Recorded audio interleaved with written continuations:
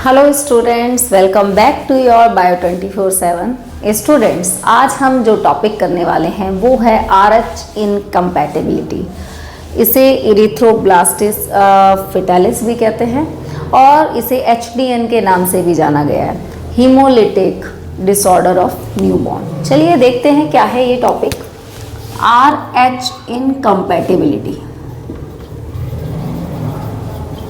मुझे तो नेम से ही साउंड हो रहा है कि कहीं पे इनकम्पैटिबिलिटी है। इनकम्पैटिबिलिटी का मतलब आप जानते होंगे, कहीं पे मिसमैच हो रहा है कुछ। जहां चीजें इनकम्पैटिबल होंगी तो वहां क्या होगी, प्रॉब्लम होने वाली है। इरिथ्रोब्लास्टिस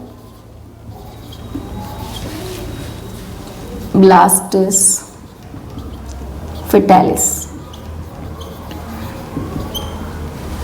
and third one is HDN,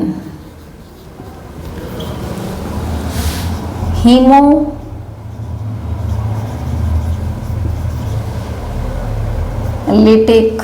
disorder of newborn।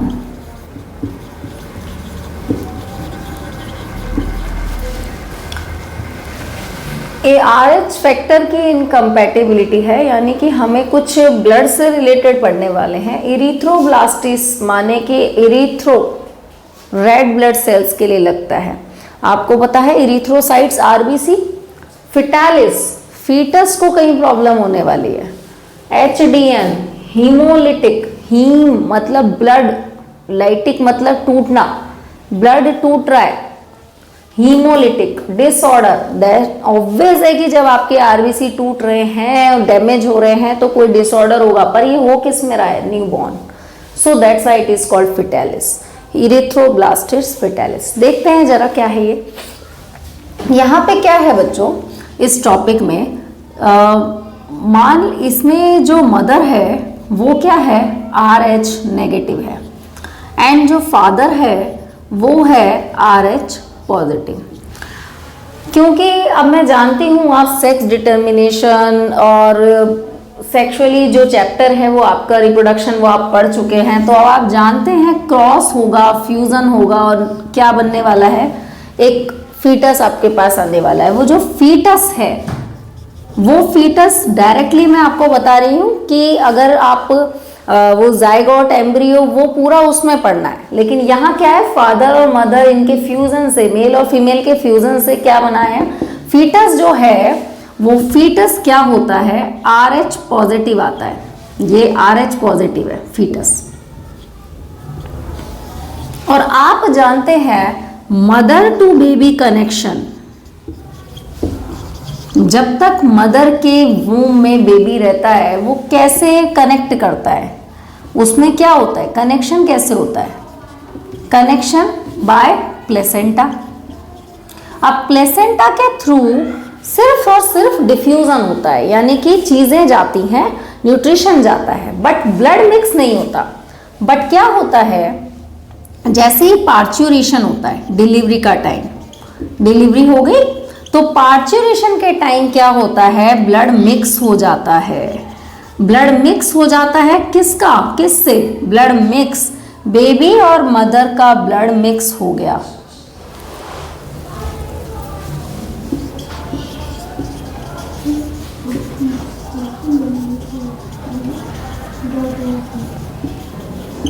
Mix हो गया तो अब क्या होगा, मिक्स होने की वजह से जो फीटस है उसके पास पहले से ही क्या है, RH पॉजिटिव है, ठीक है, और ये ब्लड उस बच्चे में मिक्स हो गया है।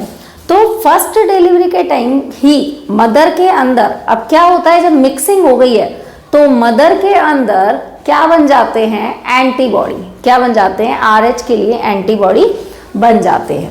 तो मदर के अंदर फर्स्ट डिलीवरी के टाइम क्या बन गया, RH एंटीबॉडी। अब क्या हुआ कि फर्स्ट डिलीवरी बहुत आराम से हुई, बच्चा भी ठीक है, उसे कोई प्रॉब्लम नहीं है।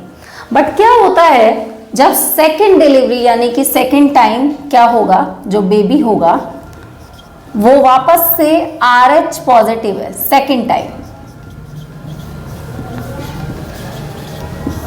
जो फीटस है वो RH पॉजिटिव है।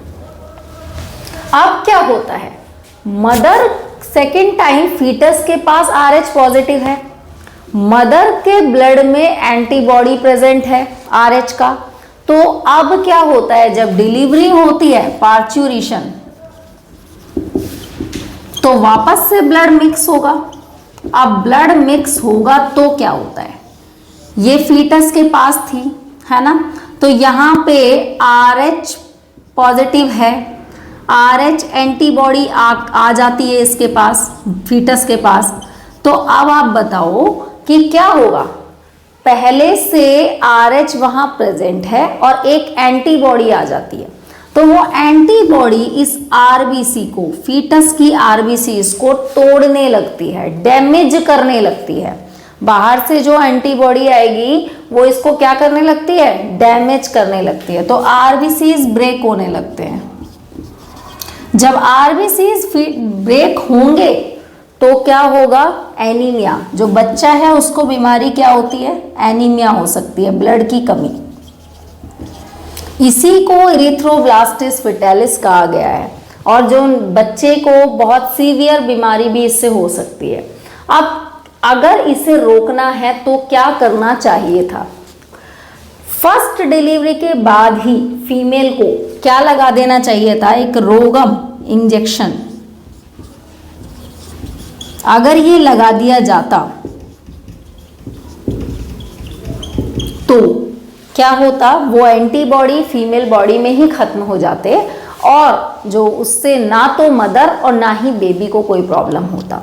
तो ये था RH इनकम्पैटिबिलिटी। ठीक है, क्या कहना चाह रहा है ये कि उसके ब्लड में पहले से ही RH पॉजिटिव है, RH नेगेटिव का एंटीबॉडी उस पर पहुंच गया है बेबी पर, तो वो आपस में क्या करेंगे, फाइट करेंगे। अब वो फाइट करेंगे तो एक दूसरे को नुकसान पहुंचाएंगे। जब वो नुकसान पहुंचाते हैं तो वो नुकसान किसको हो रहा है, बेबी को। उस बेबी के RBCs टूटने लगते हैं, और जब वो RBCs टूटने लगते हैं तो जो बेबी है वो एनीमिक होगा, और उससे भी ज़्यादा सीवियर उसको सिम्टम्स होने लग सकते हैं, मे बी डेथ भी हो जाए।